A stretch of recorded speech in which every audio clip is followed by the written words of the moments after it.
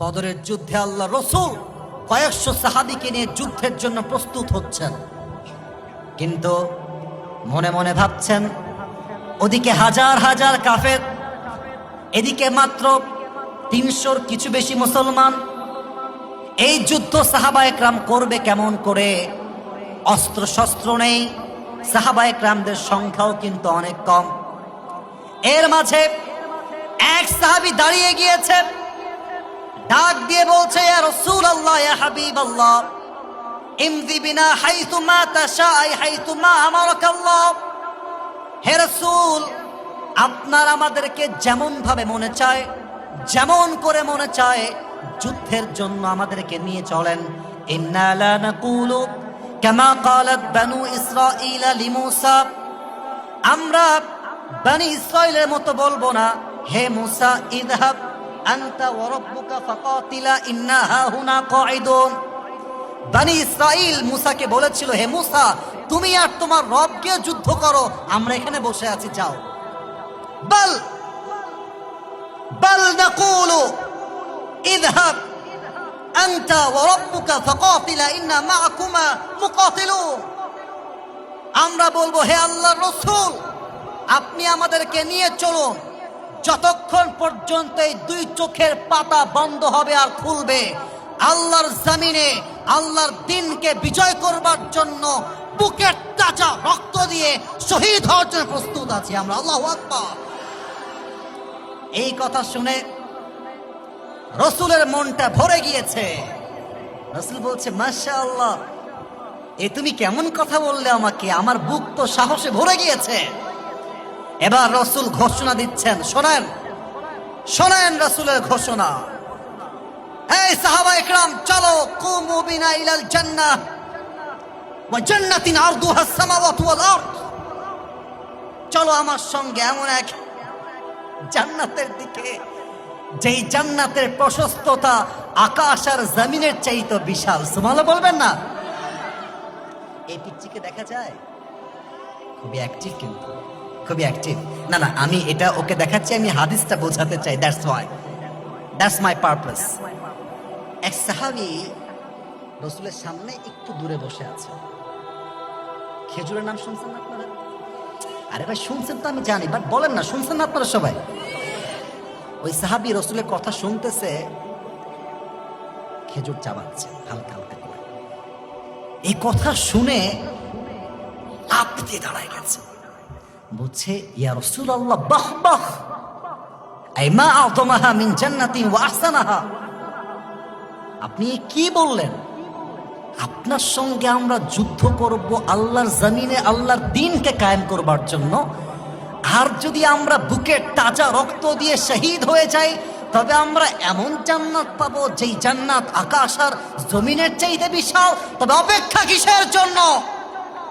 অপেক্ষা কিসের জন্য? কাফেরদের সংখ্যা যতই হোক না কেন, ঈমান আমার মধ্যে তাজা ভরপুর আছে, আপনি একবার নিয়ে চলেন, আমার তো জান্নাতে যাওয়ার জন্য শহীদ হওয়ার তারা আর সইছে না, চলেন না, যুদ্ধের জন্য প্রস্তুত হয়ে যায়। সুবহানাল্লাহ বলেন।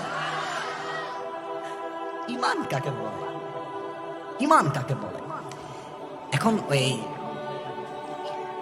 দূর থেকে দুইজন কিশোর,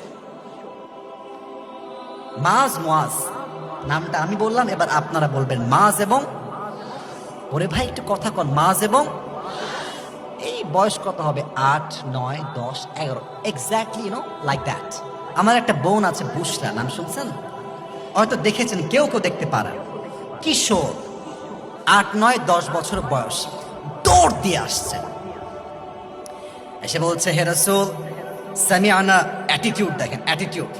অ্যাটিটিউড কাকে বলে? সাহস কাকে বলে? ইয়া রাসূলুল্লাহ, সামিআনা আন্নাল আদাদা কালিল ওয়াল মুজাহিদিনা মুহতাজুন ফাদাগনা নুশারিক ফিল কিতাল।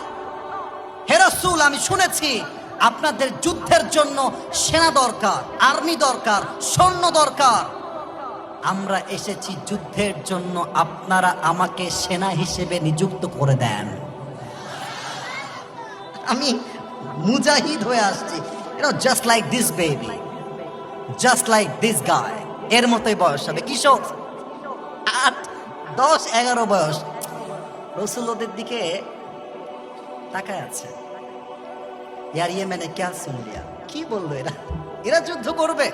তো দেখেন রসুলের মায়া কত বেশি, ভালোবাসা কাকে বলে, স্নেহ কাকে বলে, আদর কাকে বলে।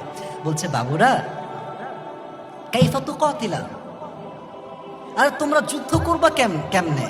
ইয়া বুনাইয়া আনতুমা সিগারুন, তোমরা তো বাবু। লা কুওয়াতা লাকুমা ওয়ালা তাসতাতিআনি হামলা সাইফ, তোমরা যে যুদ্ধের জন্য তরবারি তুলবা এই শক্তি তো তোমার নাই।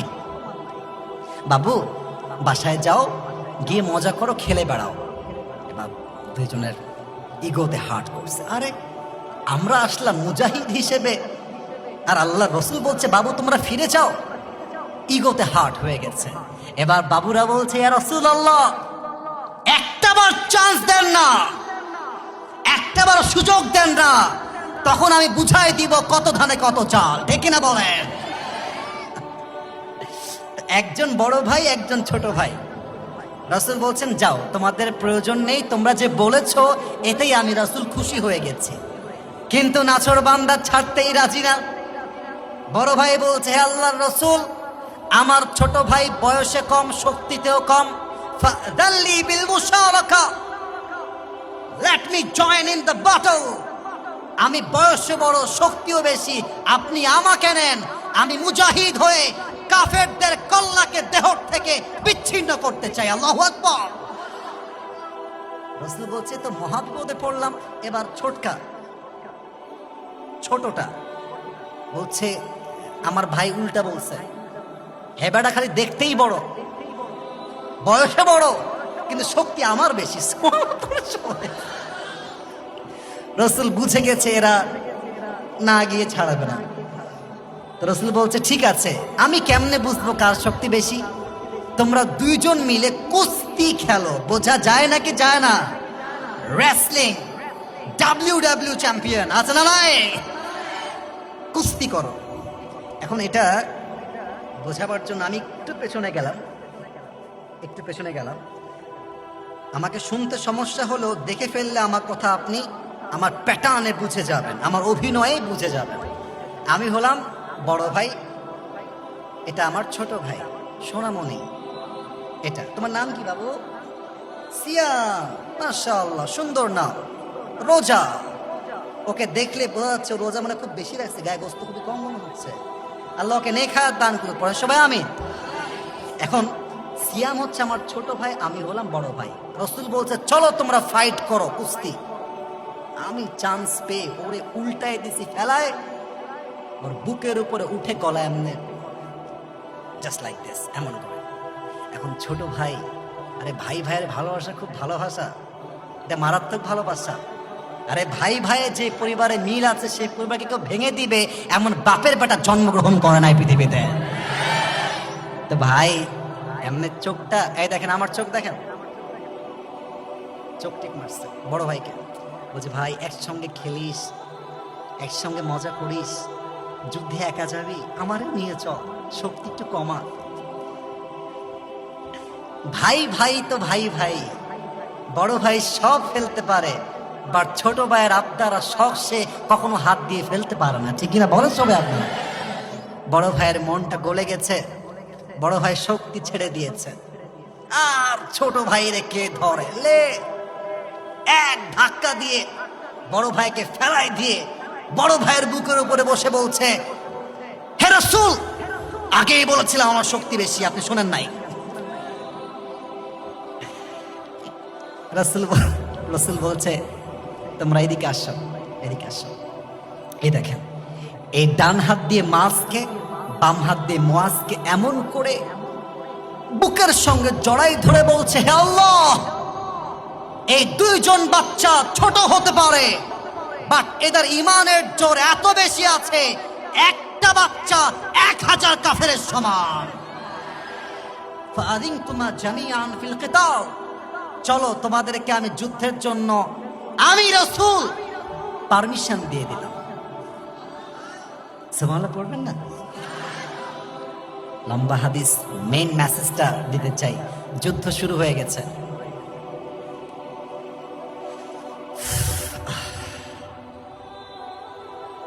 উমাইর রাদিয়াল্লাহু তাআলা আনহু, ওই যে মনে আছে খেজুর ফেলে দিয়েছিল, মনে আছে? মনে আছে?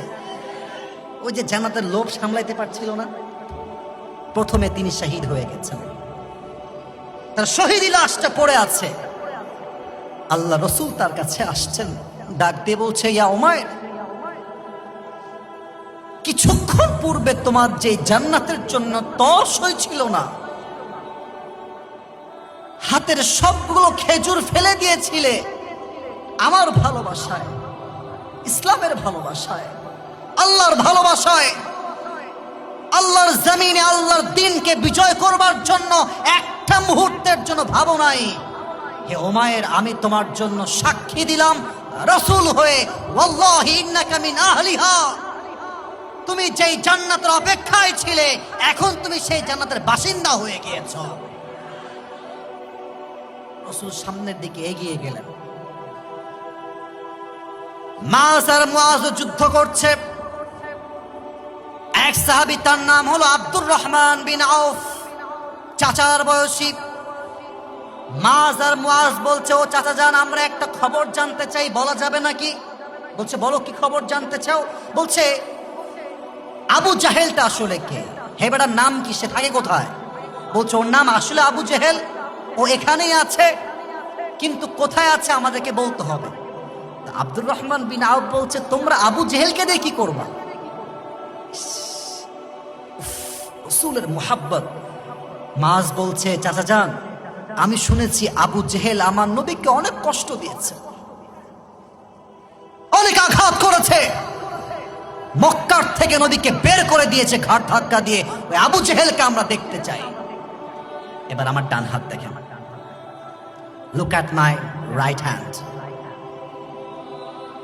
আব্দুর রহমান বিন আউফ বলছে, ওই দেখো দূরে কয়েকজন লোক ঘিরে আছে, ওর মাঝে ঘোড়ার পিঠে যে চড়ে আছে এটাই হচ্ছে আবু জেহেল। এই কথা যখনই শুনতে পাইছে, মাস আর মুআজ, পিচ্চি মানুষ তো, দৌড় দিয়েছে। আর যে কাফেররা ধরে আছে ঘিরে, ওরা বাচ্চা মানুষ দেখে পরোয়া করে নাই। কথায় আছে ছোট মরিচের, আপনার না বললে ওয়াজ করি কেমন করে, ছোট মরিচের। মাস আর মুআজ গিয়ে আবু জেহেলের ঘোড়া একটা লাথি দিয়েছে। আবু জেহেল চিৎপটাং হয়ে উল্টায় জমিনে পড়ে গিয়েছে। আর আব্দুর রহমান বিন আউফ পেছন থেকে দৌড় দিয়ে এসে একটা আঘাত করে আবু জেহেল্লার কল্লা তার জীবন থেকে, তার মাথাটা তার দেহ থেকে বিচ্ছিন্ন করে ছিটকে ফেলিয়ে দিয়েছে। আল্লাহু আকবার। মাত্র 313 জন সাহাবী আর হাজার কাফের। নবীর ভালোবাসা না থাকলে আর তাওয়াক্কুল না থাকলে এই বিজয় কখনো সুনিশ্চিত হতে পারতো না, ঠিক কিনা বলেন? এখানে আওয়ামী লীগের ভাইরা থাকতে পারে, বিএনপির ভাইরা থাকতে পারে, জামাত ইসলামের ভাইরা থাকতে পারে। আমি কিন্তু কোনো রাজনৈতিক বক্তব্য দেওয়ার জন্য স্পেসিফিকলি এখানে আসি নাই। তবে মাথায় রাখবেন, রাজনীতি এটা ইসলামের বাহিরে নয়। যদি কারো দ্বিমত থাকে আপনি আসেন, আর বুকের পাটা থাকলে বলেন যে ইসলামে রাজনীতি নেই। আপনার মাথায় এটা বুঝতে হবে। যদি আপনার মাথা বলে ইসলামে রাজনীতি নেই, কোরআনে রাজনীতি নেই, তবে আপনি নামে মুসলমান হয়েছেন, কাজে আপনি মুসলমান হতে পারেন নাই। আমার নবী জাস্ট নবী নয়, তিনি রাষ্ট্রনায়ক ছিলেন। এই ওয়াজ আমরা করি না কেন? কথা মনে হয় বোঝেন না আপনি। আমার নবী তো শুধু নবী না, রাষ্ট্রনায়ক ছিলেন তিনি। আচ্ছা, একটা দাবি করেই ফেলি আজকে, দেখা যাক আপনারা কি খেপে যান না একমত হন। আপনাদের রেসপন্সই বলে দিবে। রসুলের ভালোবাসার থেকে দাবি পেশ করতে চাই, আগামীর সরকার কোনো নারী হবে না। আগামীতে সংসদে প্রধানমন্ত্রী হিসেবে আমরা কোন নারীকে দুই চোখে বরদাস্ত করতে পারবো না। দেশটাকে শেষ করে ফেলছে এই নারীরা। না না না, সব নারী না আপা, এবং যারা ছিল তারা না। আমি কাউকে ডিসরেসপেক্ট দিয়ে বলছি তা নয়, বাট মাথায় রাখতে হবে যেই জাতির নেতৃত্ব নেতৃত্বে নারী থাকবে, সেই জাতির উন্নয়ন কখনো সুনিশ্চিত হতে পারে না। 2 নাম্বার দাবি, আমরা শুধু পুরুষ চাই তা না। বুঝবেন কিন্তু ভাই, বুঝবেন। খালি হাসি তামাশা ঠিক, আরে বাপরে হুজুরের যে কথা ভাই, এই শব্দে লাভ হবে না। বুঝতে হবে, মানতে হবে, আগামীর রাষ্ট্র ইসলামের রাষ্ট্র করতে হবে। আমরা এমন একজন পুরুষকে ক্ষমতার চেয়ারে দেখতে চাই, যে পুরুষ এমন এক যোগ্যতা সম্পন্ন ব্যক্তি হবে। আমার দেশের প্রধানমন্ত্রী চাইলে জাতীয় সংসদে দাঁড়িয়ে দেশের পক্ষে যেমন বক্তব্য দিবে, আমার দেশের প্রধানমন্ত্রী চাইলে জাতীয় মসজিদ বাইতুল মুকাররমে দাঁড়িয়ে জুমার খুতবা দেওয়ার যোগ্যতাও রাখবে।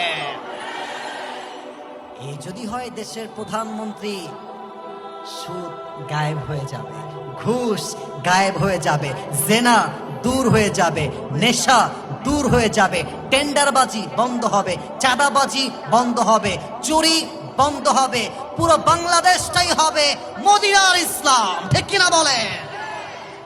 অতএব যা স্লোগান দিলেই কাজ হবে না, নবীর ভালোবাসায় স্লোগান তুলতে হবে, নবীর ভালোবাসায় যুদ্ধের জন্য নামতে হবে। আগামীর ভোট পাবে তারা যারা ইসলামের রাজ কায়েম করতে চাইবে। ঠিক কিনা বলেন?